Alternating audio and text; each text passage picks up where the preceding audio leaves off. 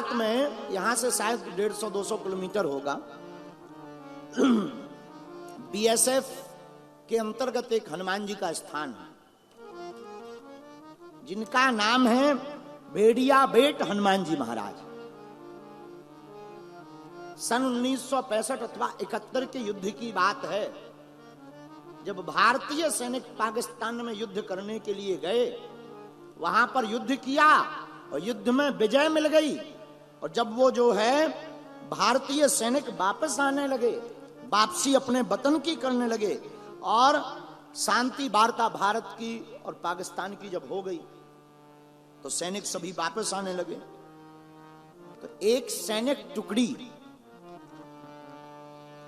सिंध के मीरपुर खास से होते हुए कच्छ की तरफ आ रही थी। पूरी टुकड़ी, सभी सैनिक जवान, भारत के जवान चले आ रहे थे, लेकिन उसी समय पीछे से आवाज सुनाई दी, अरे बेटा, क्या तुम हमको यहीं छोड़ जाओगे? ये निर्लज्ज नीच मिलेच्छ हमारे ऊपर बहुत अत्याचार करेंगे, यहां पर हमारे पास बहुत अचीकत होगी, कृपा करके हमें भी तुम अपने साथ भारत ले चलो। और जब पीछे मुड़कर के देखा तो कोई व्यक्ति ना रहे, तो सैनिक बड़ी आश्चर्यचकित हो गए कि आखिर ये वार्ता करने वाला कौन है और कौन, किसने ये बात की। लेकिन उसी वक्त उस सैनिक टुकड़ी के एक अधिकारी की नजर एक मूर्ति पर पड़ी। देखा आसपास तो कोई नहीं है, पर पीछे एक हनुमान जी की मूर्ति विराजमान है। उस मूर्ति को देखकर आंखों में आंसू आ गए। उस सैनिक अधिकारी ने प्रणाम किया और टुकड़ी से कहा कि अब हनुमान जी महाराज यहां नहीं रहेंगे, अब हनुमान जी अपने साथ कच्छ भारत में चलेंगे। और लाकर के उन हनुमान जी को अपने कैंप के अंदर स्थापित कर दिया और उनका नाम पड़ गया श्री भेड़िया बेट हनुमान जी महाराज।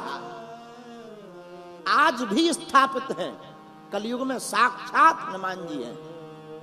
मेरे प्रियजनों, मेरे पागलों जो कहते भगवान कहाँ हैं, हम कहते हैं जहां भक्त की हां भगवान वहां। जहां भक्त हां कह दे भगवान वहां। और हनुमान जी जैसा देवता तो कोई होगा ही नहीं। और कल सुंदर कांठ महिमा में हमने गाया, मसक समान रूप कपिधरी, लंकहि चलियू सुमर नर हरि। श्री राम जय जय राम, बोलो श्री राम जय जय राम। तो मेरे प्रियजनों, हनुमान जी आज भी साक्षात हैं। कोई भाव पूर्वक हनुमान जी को ध्यावे भर, कोई नियम पूर्वक हनुमान जी का साधना भर करे, कोई हनुमान जी महाराज का ध्यान भर करे। मेरे प्रियजनों, आज भी हनुमान जी प्रकट होने के लिए तैयार बैठे हैं। लोग हमसे कहते कई बार, इतना अत्याचार हो रहा महाराज जी, इतना पाप हो रहा, क्या परमात्मा अवतार नहीं लेगा? क्या भगवान अवतार नहीं लेंगे? क्या भगवान अवतार नहीं लेना चाहते? अब कहां गए वो परमात्मा जो पाप के समय, अत्याचार के समय अवतार लेते हैं? हमने कहा प्यारे एक बात समझो, ऐसे हम कुछ दिन पूर्व में दिल्ली में थे, तो जिस हवाई जहाज में बैठे थे वो हवाई जहाज 30 मिनट से दिल्ली के ऊपर ही घूम रही थी। तो हमने बगल में बैठे एक सज्जन से पूछा, क्या बात है, ये हवाई जहाज ऊपर क्यों घूम रही? तो बगल वाले ने बताया, नीचे ट्रैफिक क्लियर नहीं है, बहुत रनवे बिजी है, इसलिए ऊपर ऊपर घूम रही। रनवे क्लियर होगा, लैंड हो जाएगी, नीचे उतर जाएगी। तो हमारे दिमाग में एक बात, एक संत की बात पर आई, आचार्य जी की बात पर आई। कितनी अद्भुत बात उन आचार्य ने कही। बोले परमात्मा इसी प्रकार आज भी प्रकट होने के लिए तैयार है।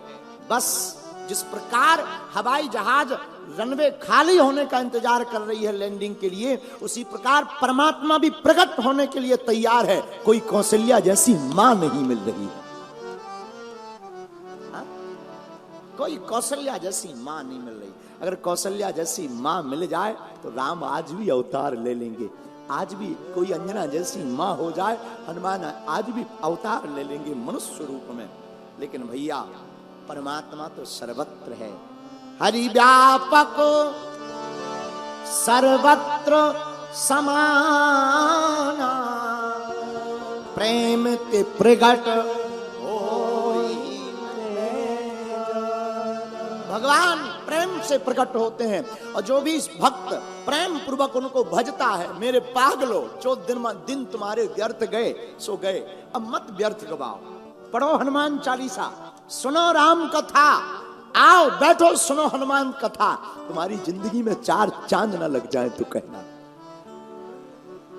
तुम्हारी जिंदगी मौज की ना हो जाए तो कहना, तुम्हारी जिंदगी में रस ना आ जाए तो कहना। तुम बड़े बड़े बंगले बना लेना, बड़ी बड़ी गाड़ियां खरीद लेना, पर मन कभी शांत नहीं होगा। लेकिन 5 मिनट कथा सुनना, तुम्हें लगेगा तुमसे बड़ा कोई करोड़पति है ही नहीं दुनिया में।